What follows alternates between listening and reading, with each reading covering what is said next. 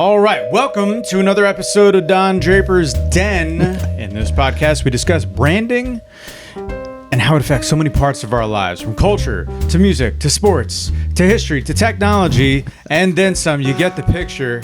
I am Chris. This is Ernie. We are business insiders to this industry, and we're going to give you our insights, our opinions. And so without further ado, pour yourself a glass and let's get into it. All right, cheers. Cheers.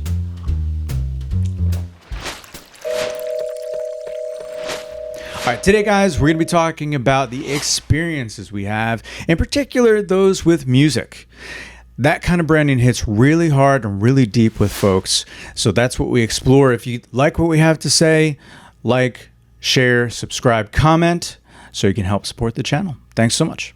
So, all right, here's something I want to talk about. For those of you that are metal fans, metal music I'm talking about, for you normies, right? Here's a unique experience that certainly involves branding, but I think it's branding that is maybe more accidental in nature. That's just my speculation. So here, let me lay this out. You're walking through Walmart, as many of us are apt to do, especially with today's economy. I'm so seriously thinking, where's he going with this? All right, so, take us there, Chris. Take us there. We're walking through Walmart, and you're wearing fill-in-the-blank shirt of your favorite band. Right? Okay. We can go a little bit more contemporary. As I Lie Dying, Lamb of God, Kill Switch Engage, something like this. Right? Maybe Pantera, Cannibal Corpse for those of my ilk. But whatever the shirt, it's obscure enough that most people are going to be like, what Lamb of, what do you mean, of our Lord? You know, they don't get it. Right. But occasionally you're going to run by somebody, one of us perhaps, who's going to, hey man, right on, I just saw them, or oh yeah, I love that record, changed my life, something like that. But the amount of connectivity, you know, that's right off the bat, like I guess as a younger man, I've blown it off because I was just genuinely excited. Like, oh, you like Pantera? Right. You even know who they are? Wow. You know, and it's just beyond the hits that they're like, yeah, they really like it. And you connect. Instantly. Right it's almost instantly. Yeah. Right off the bat. And the obscurity of it, the rarity of it was, in my opinion, you could disagree, but in my opinion, it's more, it hits harder than when, you know, out here in Cincinnati, you see like a Reds fan or Cardinals, whatever it might be. And you're like, okay, there's some connectivity. I get it. Yeah. You can share in the history and share in the culture and all that. But also, there's quite a lot of fans, so it's not all that rare. Unless, say, you're in like Seattle. Yeah, right. If you're in a different state. Or in Japan or something. Right. And you're like, oh, hey, right. Yeah, right. Immediately. You're like, dude, Coney's, you know, three-way. All that. So, anyways. So that's the thought that I had. Yeah. Right. But it was just the other day that I was in Jersey Mike's. Shout out to Jersey Mike's. And there was a guy that walked by, and like typical metal shirt guy, I couldn't read a lick. I don't know what the logo said, but he had some heavy tattoos, lifer tattoos, neck, you know, and I had to bug him, like, hey man, what's the shirt, you know, and whatever the name was, I looked it up, and it was actually good music, you know. So it wasn't an X band to start with. It was not a band that starts with X. We're going to introduce the world to the band name game one day, but no, and it was actually kind of an older band, you know, so it was one that kind of got past me, right, but the excitement that I had, you know, even in my 40s, at seeing a band T-shirt and just kind of the, you know, hey, we're probably going to speak the same language here. A little camaraderie. Yeah. And so the reason I set it up with kind of accidental or unintentional branding or marketing or whatever, I highly doubt, as a guy who was in bands himself, I didn't really put that much thought into it. I just thought it was like a cool logo. You know what I mean? It was just cool, and it's happenstance that people happen to dig it and, you know, want to be a part of it and all that kind of stuff. Yeah. So, as a pro,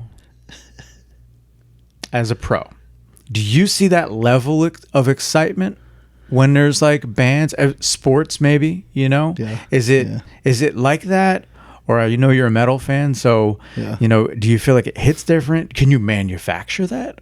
Is that something where there's like, the Cincinnati teams are like trying to mimic Lamb of God. You know what I mean? I'm curious of how they interplay, if at all. Sports and metal, or just the whole...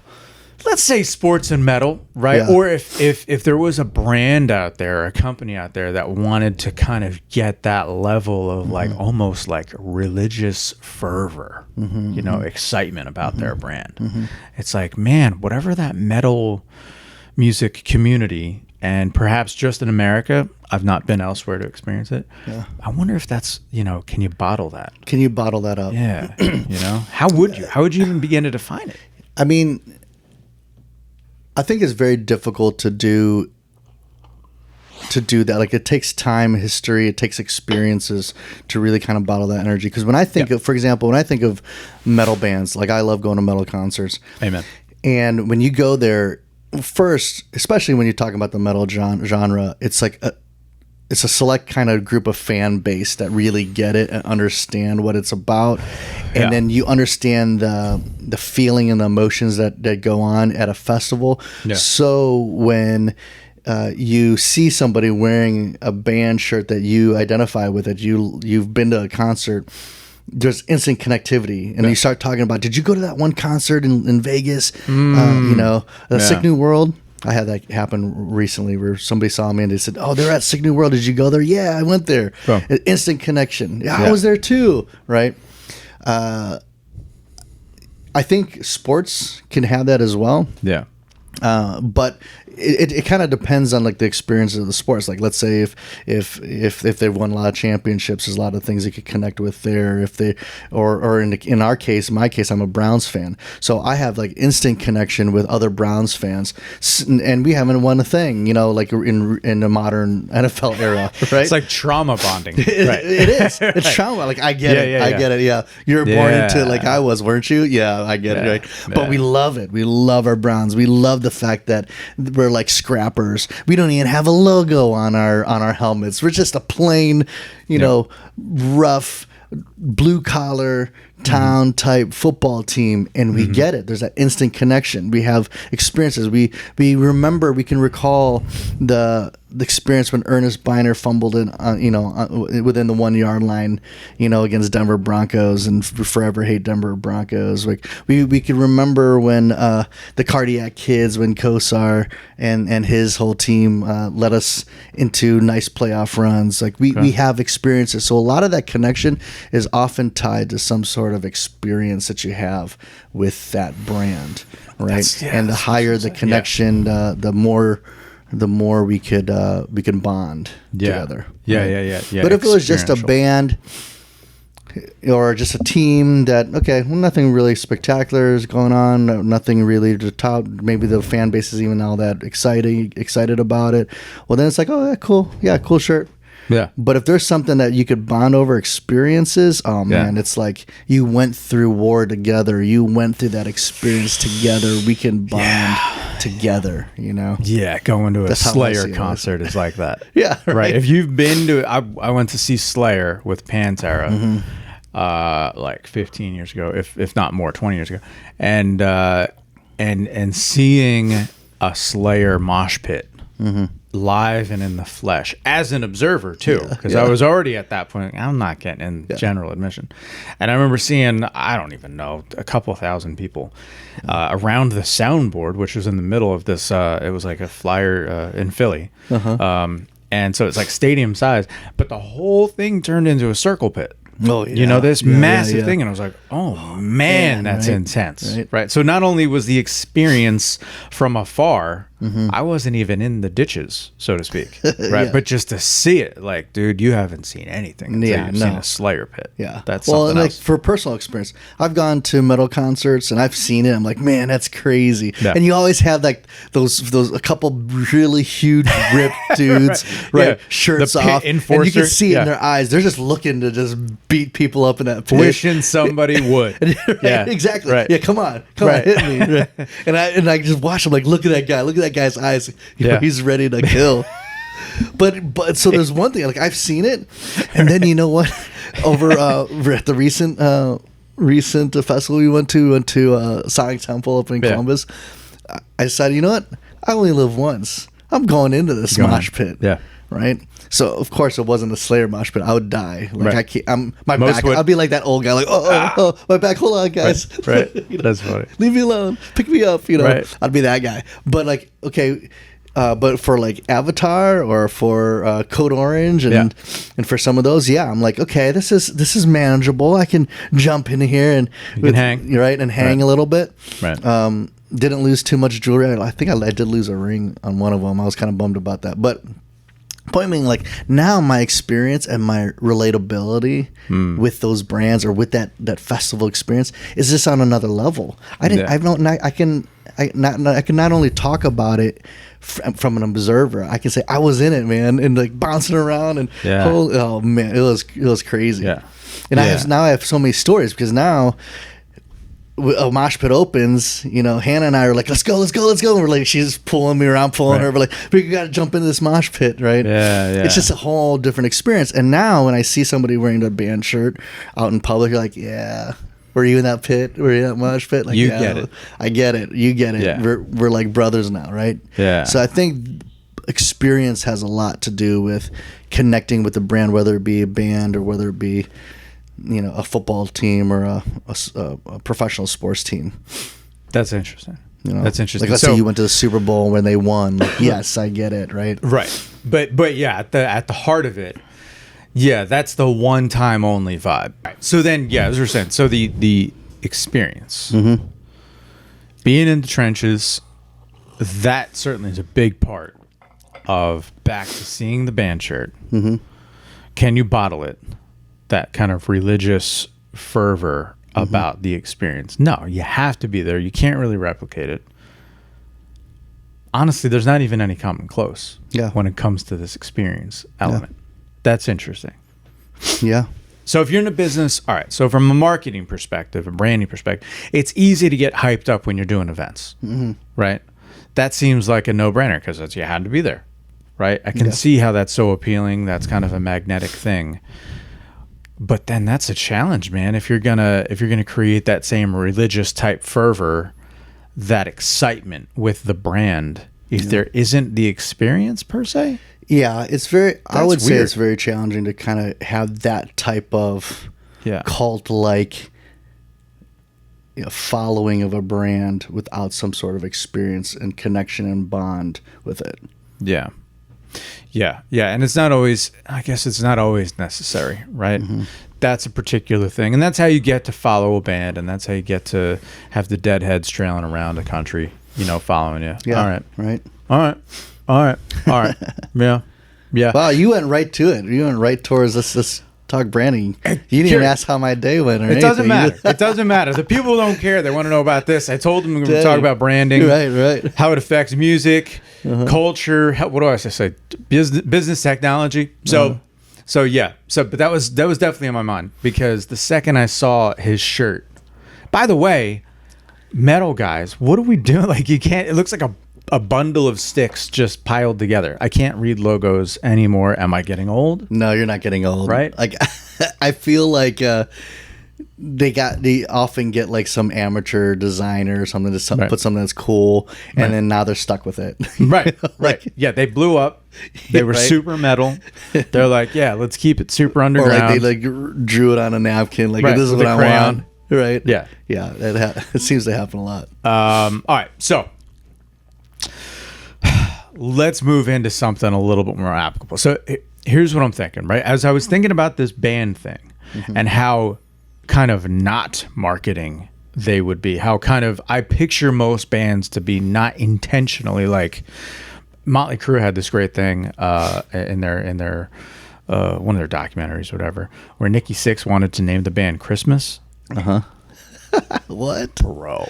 Did not hear that story. Yeah, oh yeah. So they're sitting around, as you do, right? What are we going to call this thing? It's in the movie. It was like on the behind the music. I saw that movie. Yeah, right. And they're just like sitting around drinking, you know what I mean? Having their marketing meeting, if you will. And they're like, what are we going to call the band? So various names are tossed out or whatever. And Nikki Sixx says, famously, I think, and he kind of dogs on himself a little bit for it, you know? But he's like, let's call the band Christmas. Why? Because if we pick a name that's already famous, Right. We'll piggyback on that. we're halfway there. Yeah. Bro. Yeah. Bro. Anyway, so then Mick Mars, the great Mick Mars, leans in, already had Motley Crue in his back pocket, and was like, maybe not. Yeah. But what about this, Motley Crue? Yeah. And then one of them's like, put the umlauts over, and off they were running, right? The rest is history. Yeah. Right? Yeah. So with that situation, with bands like that, it's interesting to see what hits, how many failures there are. It's amazing anything ever hits at all. Yeah. Right? Because seeing the back end of this business and what kind of systems and practices kind of go into making good, solid marketing, things that are actually well thought out. Yeah. I don't think that most people are thinking it's just some random great idea that just magically hit, like Motley Crue. Right. And I'm curious to see, like, when you sit down with people, help them through an assessment. You know what I mean? Catch them up to speed. It's interesting to see how far back, more often than not, right? Mid-size folks, how far back they are in the process. They don't realize it. You don't realize it. Yeah. Right? What's that like, right? From a real professional standpoint, when you're trying to coach people into that scenario, because you don't want to make them feel bummed. Yeah. But you do want to, like, let them know, like, wait a second, we don't have this already? Okay, we got to back up. Right. Right. So is that often the case, do you find? Or are you sometimes maybe surprised by, ooh, I thought we were a little further ahead than this, but no problem, we can back up? What has your experience been more often than not? Well, it depends on the type of client or size of the business. But, for example, if we're talking about some of the smaller businesses that I've consulted, more often than not, they might have a good concept. They might have some good services or products that they're selling, but they haven't really thought of all the marketing and branding issues. So I have to often take them, bring them a step back, help to understand their brand. What are they trying to?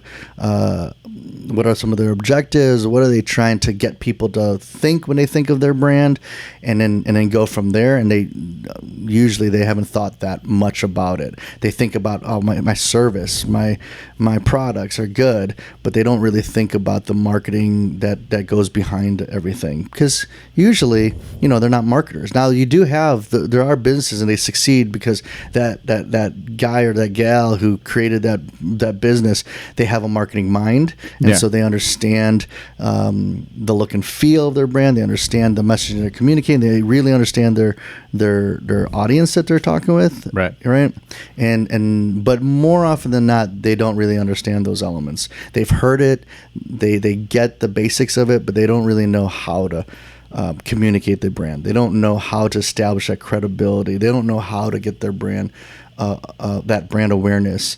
And you'd be surprised how many don't really understand their audience, their customers. Yeah, that's wild. And it's like, wow, you invested so much money into this concept, and yet you really don't even know who you're communicating to.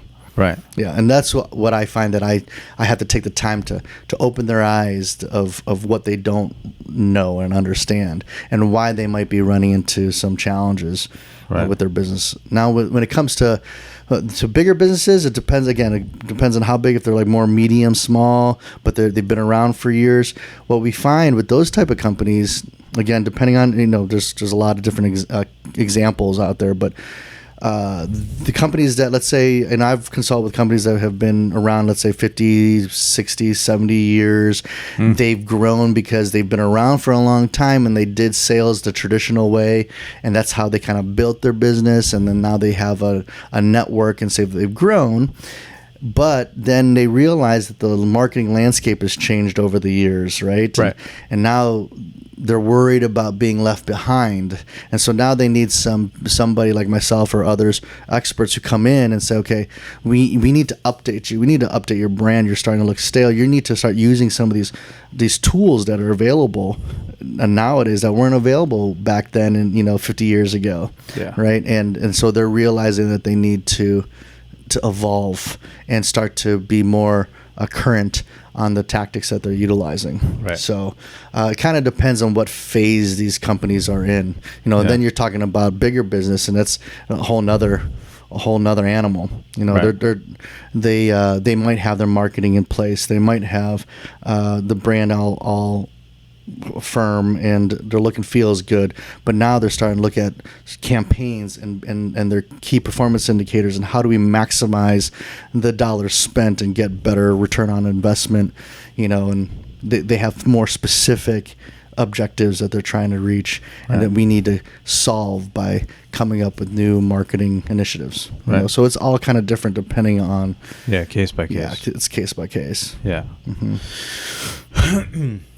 And so my job is really spent a lot just listening. I just got to listen, Right. Well, you and I, we had recently just talking to a prospective client where, I just had to listen. I didn't understand, because it wasn't like he was in coming up with anything new, but the way that he was pitching his programs was just different, And I need to understand that. So it's a lot is listening, because it's about the people. And once you understand that, and you can understand what's their angle, what's their unique differentiator, then it's about, okay, does this have legs? Can I see consumers or a client base interested in what they have to sell? And if the answer is yes, based off of like my experience or other competitors, then okay, how do we get you there? And is there anything that's hindering you currently from achieving the objectives you have? And if it's like your brand, your current brand, your visuals, or your messaging, then we got to fix that. In this case, with this client or this prospect that you and I met with earlier. Yeah. Yeah. Yeah. That's kind of interesting, man. Like, it's sometimes surprising, I guess, to see. It's like, I guess, like, people succeed, businesses succeed, but the people behind those businesses succeed in spite of certain elements of what they're doing on the branding and marketing side. Yeah. Right. And against all odds, with this god awful logo that you've had, with this, pizza. It's possible. It depends on what it is. Yeah. Yeah. This mascot, like whatever it is, right? People just have succeeded in spite of that.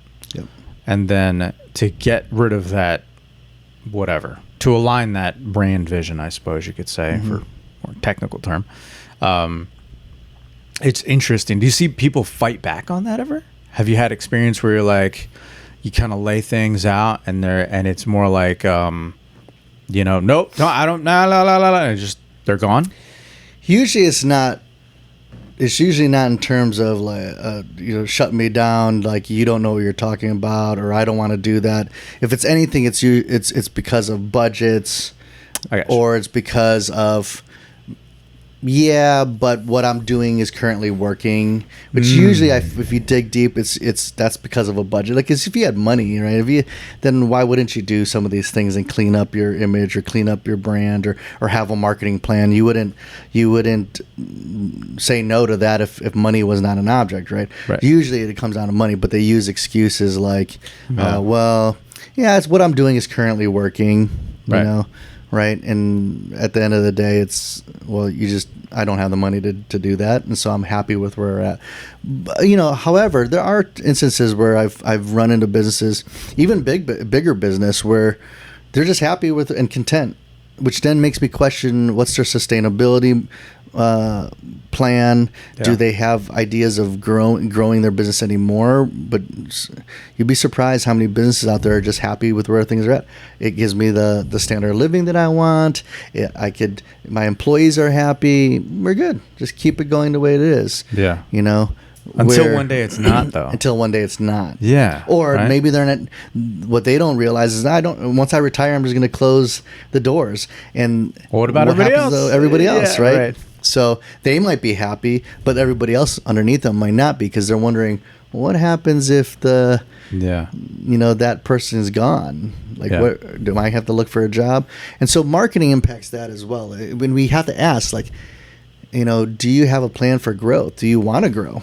Right. That's the worst part for a marketer. If you're working in a company and it seems obvious based off the decisions they're making and the things that they're doing, that they really don't have this urgency to grow. Yeah. They don't have this long-term plan. Yeah. For a marketer, that's the death of a marketer, because, well, why am I here? What's the point? That's 100% right. You know? Yeah. The very fact, it's like walking into, let's just say a CrossFit gym, and not there to get toned up even. Yeah, you're just. What's the point? What are you doing here, Right. man? I mean, even if you didn't try hard, even if, you know what I mean, even if you just ran through the motions, you're going to end up getting toned up. Like, Yeah. but why even show up? Yeah. Save yourself the monthly fee at that point, right? Well, let's Sleep say in. you were a trainer, Yeah. right? Or you teach guitar and everything as well. Sure. So let's say you have a student, Yeah. and you're teaching them guitar, Right. and they're really not practicing, but for whatever reason, they're happy to pay the fee. They're happy to come, and you're kind of wondering, like, but you're not really progressing. You're not. What's the point? What's the point of this? What do you want to do this? And from your standpoint, you're like, well, hey, it's money. Money is money, you know. But to a certain extent, you're wondering, like, well, why am I doing this? It's nice to take your money, but Right. why Especially as a younger man. It was why am I just teaching you? Right, as a younger man. Right. But why am I teaching you if you really you're just kind of going through the motions, right? Or Yeah, what's the point? you're a coach or a trainer at a gym, and you're just kind of going there, but you're really not excelling. You're not really pushing yourself. But yet you're still frustrated that you're not seeing progress. So it's like, well, I don't know what to tell you. You got to do the work. Right. Right. Right. Same thing with marketing. I've been in I've worked with businesses where they would say that, hey, we're at capacity right now. Let's scale back some of the things we're doing. Yeah. And then when I start hearing that, I'm like, well, This is only going to make that worse. the writing's on the wall. Like, Yeah. I don't know what else, there's nothing motivating about this. Yeah. Sure, I could keep maintaining the brand, but as a marketer, we're always wanting to grow things. We want to see things grow. We want to see the message and the reach expand. We want to see impact in Yeah. people's lives, right? But once a company or organization is like, well, no, we're good. Well, then it's, well, I just don't know why you need me. So I do get those responses where people are like, well, no, I mean, we're good. Everything's happy, We're not looking to grow. I'm like, no, I mean, as business comes in, we'll take it. But like, It's okay, kinda well, too then you're right. passive. Yeah, you really don't need market, because Not going to use other it. than just to maintain, Yeah. and keeps that stability. But other than that, Wow, dude. So that's all right. So I'm picturing, but hashtag analogies over here, because I love me an analogy. But I really picture it's like, yeah, you paid for the gym membership you don't use. The guitar lessons is like you're just showing up, right? It represents the stationary bike in the living room with dust on it. yeah, Right? Is what is it doing here? yeah, Could have saved yourself the money. Just, what's the point? right, Right. But on the flip side are those motivated individuals, right? Are those Right. again, back to the music, right? The LA scene, the early 80s, everybody is there. They're trying to make it. They look good. They sound decent, right? Well then, geez, how do you stand above and apart everybody? Poison. I think, if I'm not mistaken, a lot of those guys are from Pennsylvania, if I'm not mistaken. Yeah. And so they go out there, but man, they had all the hustle in the world, right? They had all the hustle, and they even had some skills in-house. In the days of hair metal, the drummer, days. Yeah. Ricky Rocket, who also is a black belt in jiu-jitsu, by the way. Didn't know that. Of course, you would know that. A bad dude, right? Yeah. But he was a hairstylist, right? So he had some skills on the hair and makeup, and I mean, it's called hair metal, or at least it is today. And so, by way of like glam rock or whatever it was then, like, man, they had the leg up. But as they said, again, in those behind the musics we've all seen and all that stuff, they were out there stapling their posters up and their flyers and just out there every weekend, pushing and hustling. Like guerrilla marketing, right? You just Yeah. gotta blood, sweat, and tears type marketing. You got to go out there and just spread the word. Yeah. Yep. Yeah, and maybe and I guess there you go, right? To bring it full circle, then there's the experience, right? the You experience, go yeah. to see the show, and you'd better live up to the hype. You got to. That's where the credibility comes in. There it is. Yeah. Right. You could be visible. You could get the name out, and then you have one chance. You gotta, produce results. You got one chance. They're gonna try you out. They're gonna evaluate. They're gonna try you out. Listen to your music or try your product or service.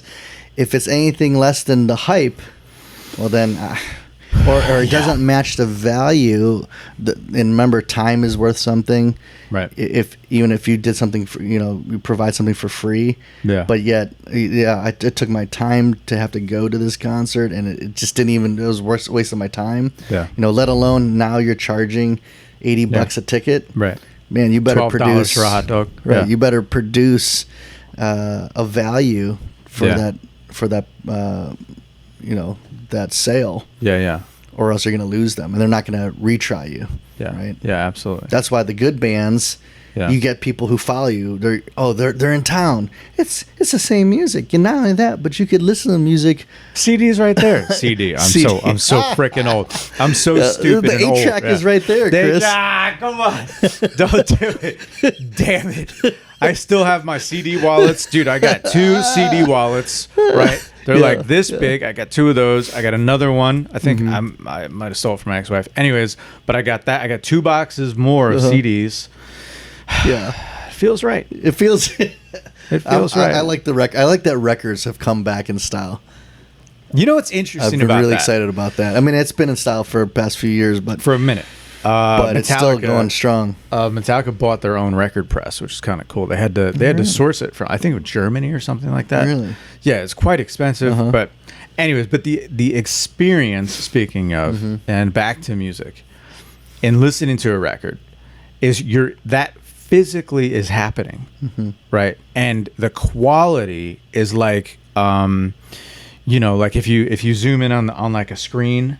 And then you could eventually see pixels or whatever it is they have that now. I don't know technology, but whereas if you, and so like what you're hearing, right? The audio kind of does that if it's digital. Yeah. Man, that record, if it's all analog from the jump, dude, that you can't zoom in anymore at a certain point. It just is what it is, and it's in the warmth, and how accurate all of the sound is, like. That is an experience, especially if you get some really awesome. And that's keyword. It's that experience. Like you put on, and it goes around. It's like, and then that like it like slows you down because you can't just simply let's just go fast forward to the next one. No, you gotta listen to all the tracks if you want to get because how annoying is it to try to move the needle and try to skip and see the little songs, line? Right? No, you just have to listen to the whole thing and just experience it, which means it slows you down. Right. You gotta enjoy it. Maybe you have like have a little cocktail, a cocktail, and some bullets, a cigar or something. And just listen. It's an experience. Yeah. Yeah, that's a fact. The richness. Okay, so then slowing it down. Means that you're going to probably have an opportunity to look at those lyrics, right? If there's like a record jacket or something. Oh, that's the best part. That's one of the best things about CDs. Yeah. Was sitting down, ripping over that cellophane, right? Pulling out the booklet and like looking through all the photos. Dude, the smell? Yeah. Honestly, the first thing you still remember it, right?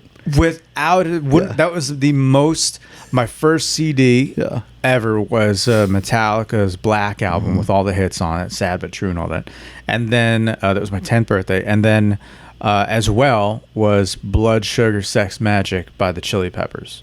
Right. Interesting enough, to this day, I will have that. Thankfully, cell phones, right? So I have the whole music library on me. But I'll hit my iTunes. I'll play Nothing Else Matters, right, which is in E minor, and I can tune my guitar off that record. I still do it to this day. That's awesome. But I literally learned how to tune an instrument because of those CDs. And yeah, man, I still have those 2 original CDs. But I can remember the smell. Yep. I remember the look. Yep. The feel of just opening the book. Yep. And God, man, when there used to be like hidden tracks. I remember being frustrated, like trying to open the cellophane thing. Yeah. You have the you have tab. to slide your nail in. I was so anxious to open it. Yeah. Or in fact, here's even one better, man. You remember how very shortly, I remember they had the long cardboard box, but then they immediately got rid of it. They went for the, the CD cases we all know. But I got Use Your Illusion 1 and 2, and they were in the long box. And the artwork for those, how there was like a purple and blue and like a yellow and red. But the artwork was like box length for those. But same thing, man. Same thing. Like just the experience of looking through the book, looking for the artwork. Right. Like, now imagine you listen to this. Somebody says, "Hey, you got to listen to this this band. They put out an album." Or maybe somebody didn't say that. You just saw some promo on it. Yeah. And you listen to it, and it was cool. Yeah. But then you put it in there, and you're like, "This music sucks. It's kind of weak. It's weak. What is this? The recording, the audio's off. Oh, right? yeah. Like yeah. that. All of a sudden, like, are you going to go back to it? No. It's going to take a lot. Like, Yeah. You're going to have to be so like, no, try it. Give it another listen. Listen a few more times. Yeah. But there are those bands, that are like, you just got to listen a few times. A couple Radiohead records were like that for me. Yeah. But, Yeah. usually if you lose them, the single isn't all that good. Right. It's they're not going to come back. Yeah. Right. You just a short amount of engagement period. Yeah. With that consumer window. But if you get them now, they're like, oh, the sounds, it's so amazing. And then the whole experience pulls together. Now I got to see them in concert. Right. Right.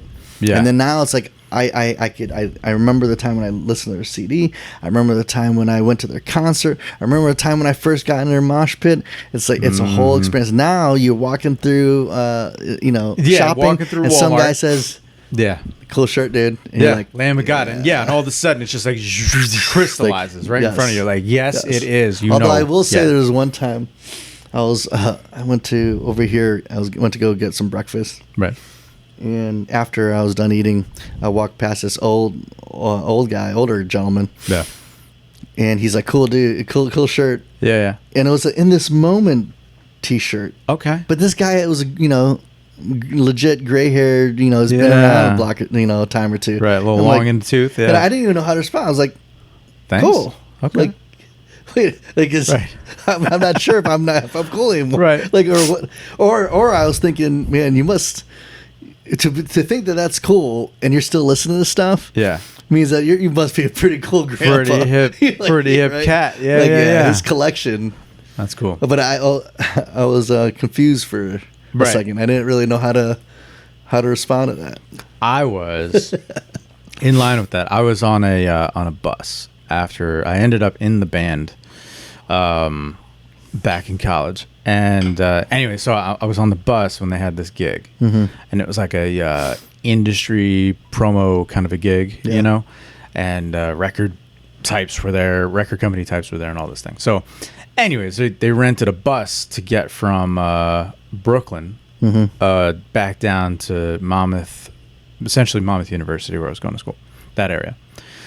So to get home, I jump on the bus, and as I'm getting on the bus, I didn't know it at the time, but I befriended a guy named Alex. His dad happened to be the manager for the band Morbid Angel. And Morbid Angel is still, to this day, one of my favorite bands. And so Gunter Ford, who's his dad, happened to be on the bus. And he lived around the way from me in New Jersey, And here he is, Morbid Angel's manager. Now, the weird thing, for anybody who has ever met the man, is a very nice man, consummate professional, and is very educated in he just knows everything there is to know about the metal business, right? Couldn't say enough. And very good, very nice guy. But boy, can you pick him out of a crowd. All right. Because I forget what kind of shoes, but he's always wearing the shoes, right? Yeah. And so he's got a polo shirt, looks like a members only jacket, but maybe it's another kind of windbreak or something like this. He's got shorts, right? So he's going to go on a boat, basically, right? He looks like that guy. He's got like a wine spritzer. Right. He just has that whole vibe going on, Yeah. right? And he's like this middle-aged white dude, and you're like, okay, why are you dressed like this at this metal concert? This makes no sense, right? Turns out he's like a manager to like some of the heaviest metal bands of like legendary status, right? So that's the dude. I get on the bus, I sit down, 3 sheets to the wind as it is, right? I'm a mess. And I sit down and I give him the chin nod, right? Because I don't know who's this old guy, and he's like, "Nice shirt." It was a Morbid Angel shirt. I didn't know. Right. So I was like, "Thanks, man." But like, I'm 20 something years old. You know, who's this guy? And then anyway, so like a total I passed idiot. this guy who probably is some radio some nerd. You know what I mean? Anyway, so however much time passes, could have been weeks, could have been months, but I end up befriending Alex, right, who ends up going to the same college, Monmouth University. Shout out. And sure enough, intros are made, and then it occurred to me as I saw him with more sober eyes, I might add. You know, when I was at Alex's house, I Alex and finally it made sense. I get it. Yep. So funny story. So all right. What an idiot, man. Yeah, that was a missed opportunity. I was trying to get in the music business at the time. If I were you though, I probably wouldn't even made any connection. Even sober, I'd be like, okay, who's this guy? What's with all this Morbid Angel memorabilia around here? Yeah. I would never have made a connection. Actually, you know what's cool, man, is he gave me a pin that I still have to this day, because I really can't tell you. Like, I love the band. Yeah. And so there's this cool pin, like one of their promos from like way back in the day that I kind of, I have to this day. My kids are like, "What's that weird?" And it's funny. You can read it. Yeah. You can read the logo, as opposed to what you guys are doing nowadays. Just let us read the logo, man.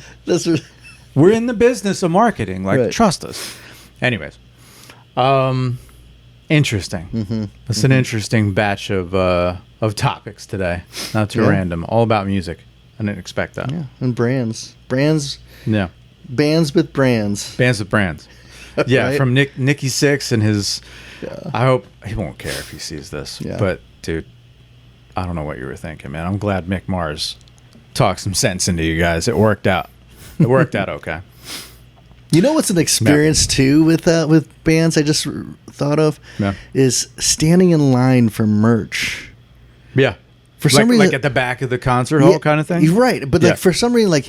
Because you had to work to get that merch. Like, I had to stand in line for an hour to get this, but I love this t-shirt. Yeah, the kind of war story? Right. Yeah. Like, one time, man, I'm trying to remember who it was. Was it Sleep Token? It was either Sleep Token or it was, I think it was Sleep Token. Okay. Anyways, they had a pop-up.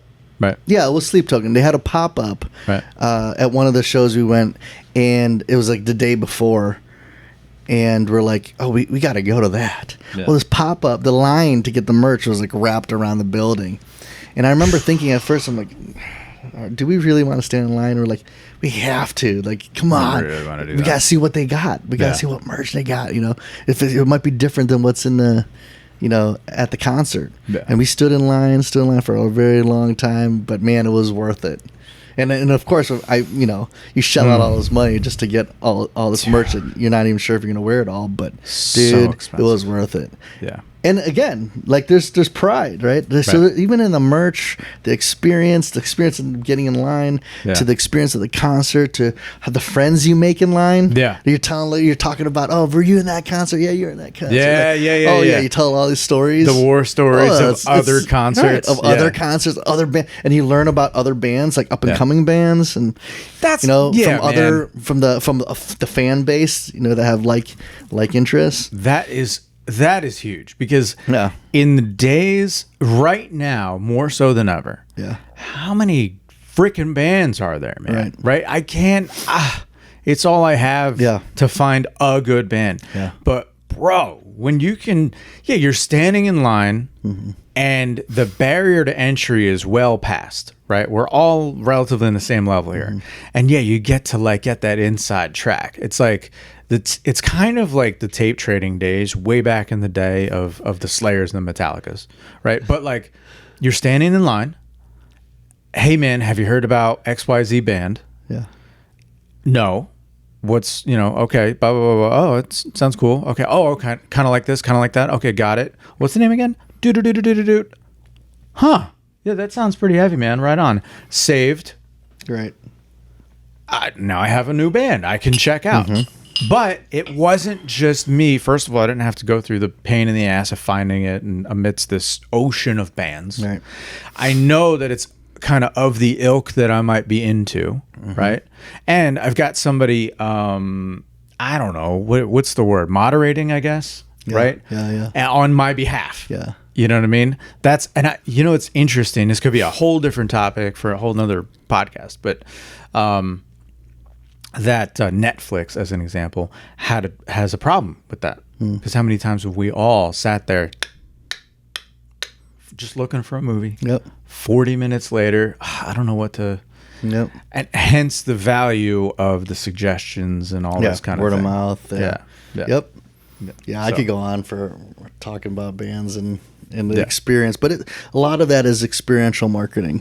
Yeah. Very experience driven, right? Yeah. You connect it with these different, whether it be the merch or the music or the fan base or the trauma, whatever you want to call it. Right? The brokenness. The brokenness. Or you tie the music with life experiences. Yeah. When you broke up with your girlfriend or what have you, or a spouse, or when this bad thing happened, in your life, but this music, how many times have you heard that? This music saved me, my got life. me through stuff. Yeah.